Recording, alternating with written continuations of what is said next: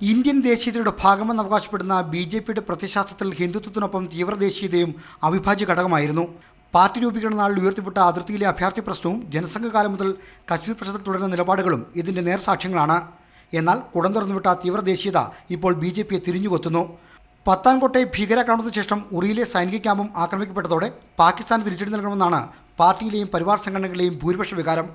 ഉറിയിലെ ഘാതകർ ശിക്ഷിക്കപ്പെടുമെന്ന് പറഞ്ഞ ഈ വികാരത്തിനൊപ്പം നിന്ന പ്രധാനമന്ത്രിയും പാർട്ടി ദേശീയ അധ്യക്ഷനും ഇപ്പോൾ പുലർത്തുന്ന മൗനം അകപ്പെട്ട പ്രതിസന്ധിയുടെ തെളിവാണ്. പാകിസ്ഥാനുമായി സംഘർഷത്തിലേക്ക് പോയാലുണ്ടാകുന്ന ഭൗതിക നഷ്ടം ഒരു വശത്ത്, രാജ്യാന്തര തലത്തിലുണ്ടായേക്കാവുന്ന പ്രതിച്ഛായ നഷ്ടം മറുവശത്തും. ഇതാണ് ഭരണ പാർട്ടി നേതൃത്വങ്ങളെ അലട്ടുന്നത്.